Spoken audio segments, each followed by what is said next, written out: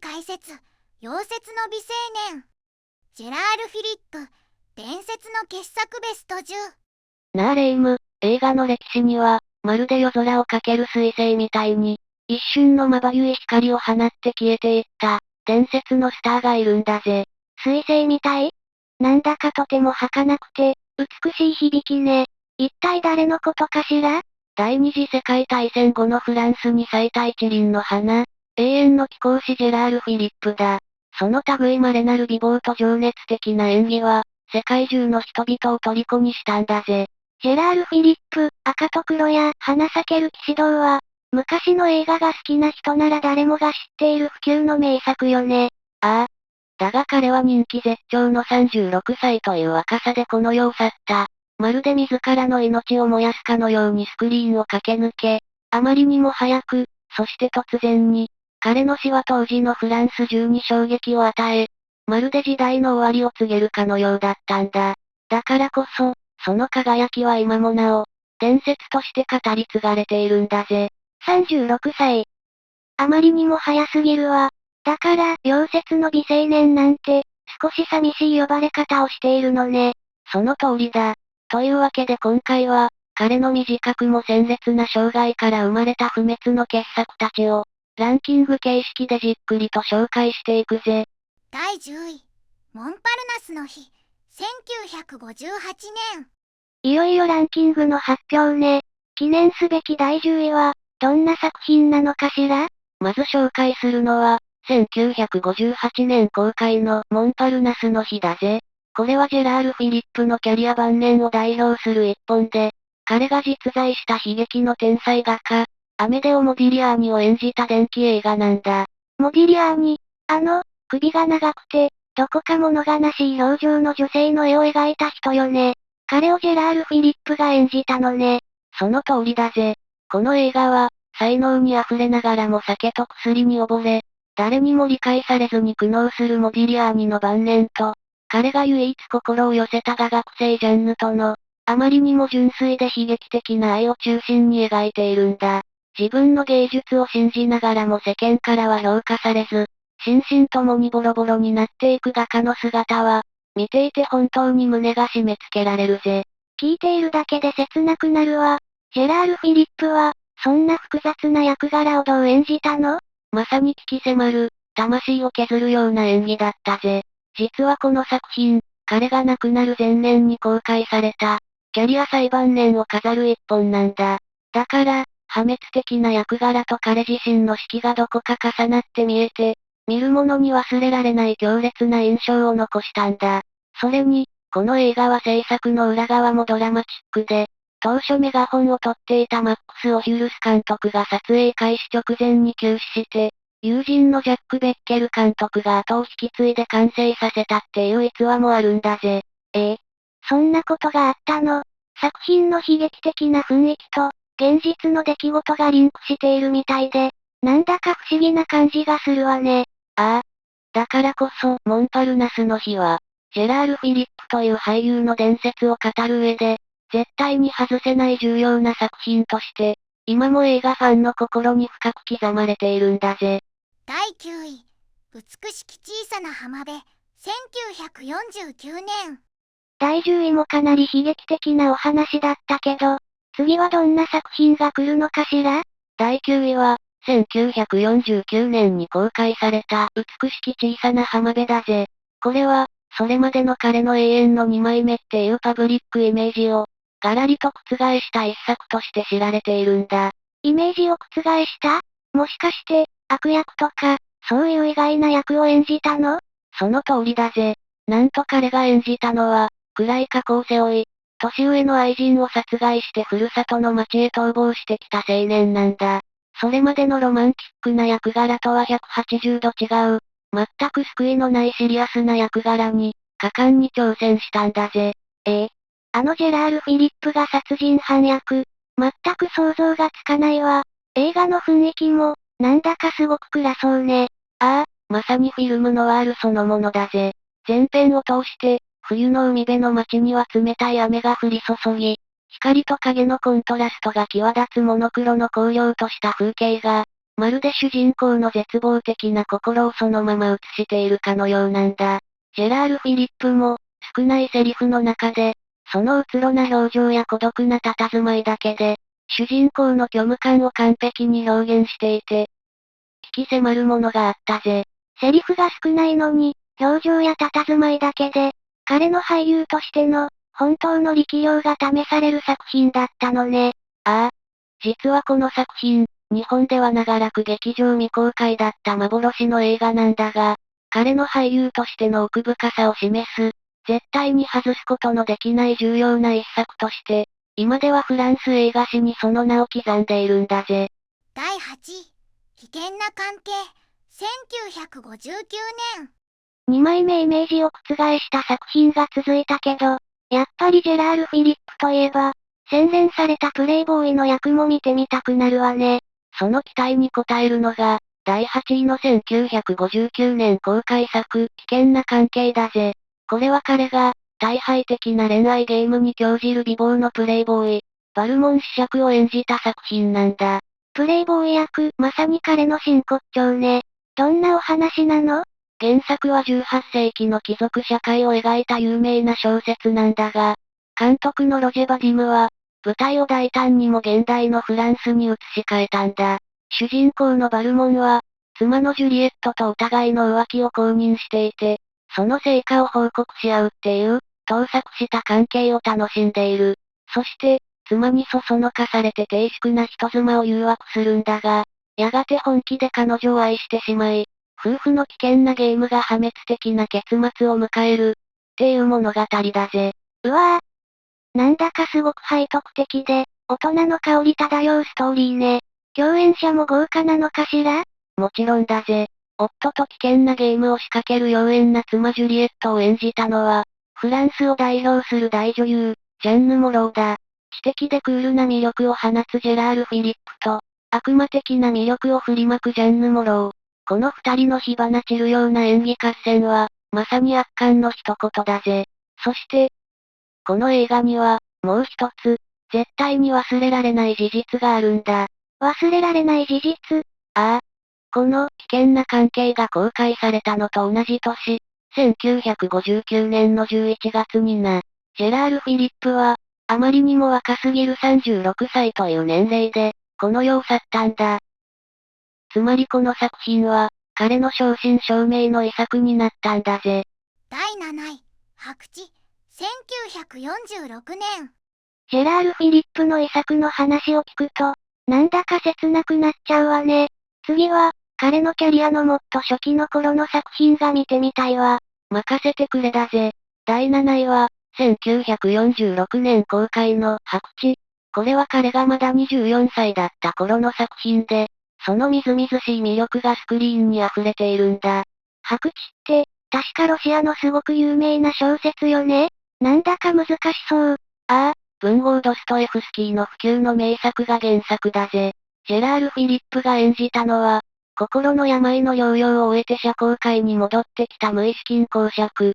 彼は聖なる愚者と呼ばれるほど、あまりにも純粋で心優しいんだ。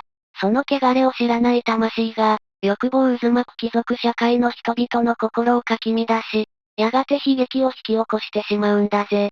純粋すぎることが、逆に悲劇を招いてしまうなんて、なんだか皮肉なお話ね。やっぱり、恋愛も絡んでくるのかしら？物語の核心だな。彼は、妖艶な魅力を持つ悪女ナスターシャと、将軍家の純粋な令嬢アグラーヤっていう、まさに対照的な二人の女性と出会い、その間で激しく心が引き裂かれていくんだ。わずか24歳という若さで、これほどまでに複雑な純粋であるがゆえに、どちらか一人を選ぶことができず、その優柔不断さが結果的に二人を深く傷つけてしまう男の苦悩を演じる、若き日のジェラール・フィリップの繊細でナイーブな美しさは、まさに息を飲むほどだぜ。二人の女性の間で苦しむ、純粋な美青年。それはファンならずとも見逃せないわね。ああ。彼のキャリアの初期を語る上で絶対に欠かせない、宝石のような一作なんだぜ。第6位、夜ごとの美女、1952年。シリアスな作品が続いたから、次はもっと明るい気持ちになれる映画がいいわね。ジェラール・フィリップのコメディ作品なんてあるのかしら？もちろんあるぜ。第6位は、1952年公開の夜ごとの美女だ。これは、パリの屋根の下で知られるフランス映画界の巨匠、ルネ・クレイルが監督した、軽快でおしゃれなファンタジーコメディなんだぜ。ファンタジーコメディ、それは楽しそうね。ジェラール・フィリップはどんな役なの？彼が演じるのは、うだつの上がらない貧乏な作曲家クロードだ。現実の生活にうんざりしている彼にとって、唯一の楽しみは眠ること。なぜなら夢の中では、彼はオペラを作曲する大作曲家になったり、勇敢な軍人になったりして、様々な時代の美女たちと恋に落ちることができるからなんだ。夢の中でヒーローになるなんて、なんだか可愛らしい主人公ね。いろいろな時代を旅するってことは、その通りだぜ。夢の中で彼は1900年代のベルエポックから、フランス革命期、さらにはルイ13世の時代までタイムスリップするんだ。だから、その時代ごとに違う、騎士や貴族の豪華な衣装をまとったジェラール・フィリップの姿を存分に楽しめるっていう、ファンにとってはたまらない作品でもあるんだぜ。それに、彼が恋に落ちる相手役もすごくてな。イタリアの宝石ジーナ・ロロブリジーダや、フランスの妖姫マルティーヌ・キャロルといった、当時のヨーロッパを代表する本物の美女たちが勢揃いしているんだ。まあ、それは本当に豪華絢爛ね。美しい衣装を着たジェラール・フィリップと、各国の美女たち、まさに目の保養になる映画ね。ああ、夢と現実がコミカルに交錯する、ルネ・クレイル監督の粋な演出が光る傑作ファンタジーなんだぜ。第5位、夜の騎士道、1955年。前作に続いて、またルネ・クレイル監督とのコンビなのね。今度はどんな作品なのかしら？ああ、第5位は1955年公開の夜の騎士道だぜ。この作品はフランス映画史においても非常に重要な一本で、巨匠ルネ・クレイルが初めて手掛けたテクニカラー、そしてシネマスコープの記念碑的な大作なんだ。テクニカラーにシネマスコープ、巨匠が初めて挑んだ色彩とワイドスクリーンの世界、それまでのモノクロ映画とは全く違う、豪華絢爛な映像が楽しめるってことね。その通りだぜ。第一次大戦前のフランスの田舎町を舞台に、ジェラール・フィリップ演じるプレイボーイの結城兵将校が、仲間との賭けで低粛な人妻を口説き落とそうとするんだ。鮮やかな軍服や、きらびやかな舞踏会のドレス、そのすべてが、当時の観客を圧倒したであろう息を飲むような色彩美で描かれているんだぜ。賭けで女性を口説くなんて、またプレイボーイな役柄なのね。でも、ただの恋愛喜劇じゃなさそうね。ああ、そこがルネ・クレイル監督の真骨頂だぜ。最初は恋をゲームとしか考えていなかった主人公が、気高く純粋な彼女に触れるうちに、本気で愛してしまうんだ。相手役はフランスを代表する大女優ミシェル・モルガン。彼女の気品あふれる美しさと、ジェラール・フィリップとの繊細で切ない心のすれ違いは、最大の見どころだぜ。賭けの事実が彼女に知られてしまい、二人の恋はあまりにもほろ苦い結末を迎えるんだ。華やかな映像とは裏腹に、恋愛の残酷さや切なさが描かれているのね。なんだか、とても余韻に残りそうな作品だわ。ああ、遊び人だった男が真実の愛に目覚め、苦悩する。そんな深みのある役柄を演じきった、俳優ジェラール・フィリップの演熟期を代表する傑作なんだぜ。第4位、パルムの総員、1948年。いよいよ上位の発表ね。第4位はどんな作品なのかしら？やっぱり、歴史に残るような大作が来るのかしら？その通りだぜ。第4位は、1948年公開のパルムの総員。フランス文学の巨匠、スタンダールの長編小説を原作とした、壮大な歴史ロマン大作なんだ。スタンダール、赤と黒と並ぶ、彼の代表作じゃない。そんな大作の主人公を、ジェラール・フィリップが演じたのね。ああ、彼が演じたのは、ナポレオンに心酔する純粋で情熱的なイタリア貴族の青年ファブリスだ。激動の時代に翻弄されながらも、愛に生きようとする彼の姿は、まさしくジェラール・フィリップのハマり役だったぜ。この作品の大ヒットによって、彼の人気は不動のものになったんだ。彼のキャリアにとって、すごく重要な作品だったのね。歴史ロマン大作っていうからには、見どころもたくさんありそうね。もちろんだぜ。ナポレオン最後の戦いであるワーテルローの戦闘シーンの再現や、豪華絢爛な宮廷のセットなど、当時のフランス映画としては破格のスケールで描かれているんだ。そして何より、この物語を象徴するのが、主人公ファブリスが幽閉された塔の中から、城主の娘クレリアと愛を育むシーンだぜ。窓越しに無言で視線を交わすだけで、二人の間に燃え上がる激しい恋。これほどロマンチックな場面は、映画史広しといえどもそうはないぜ。牢獄の窓越しに恋に落ちるなんて、想像しただけで胸がときめくわ。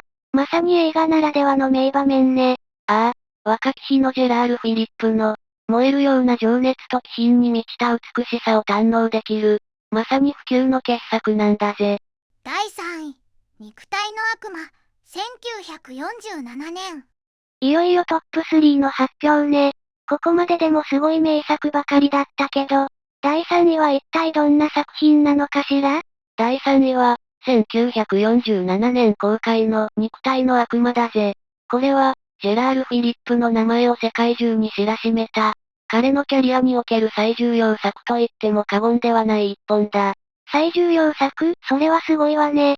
タイトルもなんだかすごく情熱的というか。ああ、その名の通り、まさに激しい恋の物語だぜ。原作は、20歳で溶接した天才作家レイモン・ラディゲが、自らの体験をもとに書いたスキャンダラスな小説なんだ。ジェラール・フィリップが演じたのは、第一次大戦下のフランスで、出征した婚約者を待つ年上の人妻マルトと、禁断の恋に落ちてしまう17歳の高校生フランソワだ。高校生と、婚約者がいる年上の女性の恋、なんて背徳的なんでしょう。現代でもかなり衝撃的な設定じゃないかしら。その通りだぜ。公開当時はそのあまりに不道徳な内容から、フランスで大論争を巻き起こしたんだ。特に、教師と生徒、年上の既婚女性と未成年という、当時の社会通念からすればタブーとされる関係が、道徳的な観点から激しい批判を浴びたんだぜ。戦争という非日常的な状況の中で、若く未熟な二人が燃え上がらせる愛は、あまりにも純粋で、そしてあまりにも自己中心的だ。周囲の目も気にせず、ただ互いを求め合う二人の姿は、見る者の心を激しく揺さぶるぜ。しかし、戦争の終わりが近づくにつれて、彼らの許されない恋にも、残酷な破局の影が忍び寄ってくるんだ。結末を想像しただけで胸が苦しくなるわ。でも、そんな難しい役を演じきったからこそ、彼の名前が世界に、そういうことだぜ。年上の女性を夢中にさせてしまう。繊細で危うげな美少年フランソは、この役は、ジェラール・フィリップという俳優が持つ独特の魅力と完璧に合致していた。まさに、彼をスターダムに押し上げた伝説の始まりの一本なんだぜ。第2位、花咲ける騎士道、1952年。いよいよ第2位ね。肉体の悪魔を超えるほどの作品なんて、一体何なのかしら？第2位は、ジェラール・フィリップという俳優の魅力を、これでもかというほど凝縮した一本、1952年公開の花咲ける騎士道だぜ。花咲ける騎士道、なんて華やかなタイトル。聞いただけでワクワクするわね。その名の通り、冒険、ロマンス、コメディのすべてが詰まった、底抜けに明るい娯楽活劇なんだ。彼が演じる主人公ファンファンは、陽気で向こう水な色男。だけど剣能では超一流で、ピンチの時ほど輝きを増す。まさに、当時の人々がジェラール・フィリップに抱いていたパブリックイメージそのもの。彼の代名詞とも言える最高の当たり役なんだぜ。シリアスな役柄も素敵だけど、やっぱり陽気で強いジェラール・フィリップは魅力的よね。どんなストーリーなの？ 18 世紀のフランスを舞台に、無理やり結婚させられそうになったファンファンが、軍隊に逃げ込むところから物語は始まるんだ。きっかけは、募集係の娘アデリーヌが言った、あなたは元帥になるっていう偽の予言。それを真に受けたファンファンが、持ち前の度胸と剣の腕で次々と手柄を立てて、本当に大出世していくんだから痛快だぜ。偽の予言から始まった二人が、やがて本気で愛し合うようになるロマンスも見どころだぜ。偽の予言を本当にしてしまうなんて、すごいわ。アクションシーンもすごそうね。ああ、特に屋根の上での立ち回りなど、彼自身が演じたと言われるアクロバティックな剣撃シーンは圧巻だぜ。その軽やかな身のこなしは、まるでダンスを見ているかのようだったな。相手役のイタリア女優ジーナ・ロロブリジーダとのコミカルな掛け合いも最高で、カンヌ国際映画祭で監督賞を受賞するなど、世界中から愛されたんだ。ジェラール・フィリップを語るなら、絶対に外せない大傑作なんだぜ。第1位、赤と黒、1954年。ついに来たわね。ジェラール・フィリップの伝説の傑作ランキング。栄光の第1位は、一体どの作品なの？数々の名作を抑え、堂々の第1位に輝いたのは、1954年公開、フランス文学映画の最高峰と謳われる不朽の名作、赤と黒だぜ。赤と黒、やっぱりこの作品が来たのね。スタンダールの、あまりにも有名な。ああ、ジェラール・フィリップが演じたのは、貧しい家の生まれでありながら、その類稀なる美貌と知性を武器に、立身出世の野望に燃える青年ジュリアン・ソレル。彼が愛を手段に社会を駆け上がろうとし、そして劇的な破滅を迎えるまでを描いた、まさに文学史に残る大傑作だ。このジュリアン・ソレルという役は、彼の俳優人生における最高の当たり役だと、今も世界中で語り継がれているぜ。野心と情熱を秘めた美青年。まさにジェラール・フィリップにしか演じられない役ね。二人の女性との恋も、すごく印象的だったわ。そうだな。低粛な一つまでありながら彼との愛に溺れてしまうルイーズ夫人を演じた大女優ダニエル・ダリュー。そして、誇り高く奔放な公爵令嬢マチルドを演じたアントネッタ・ルアルディ。この対照的な二人の女性との、火花散るような愛の駆け引きは、本当に見事だったぜ。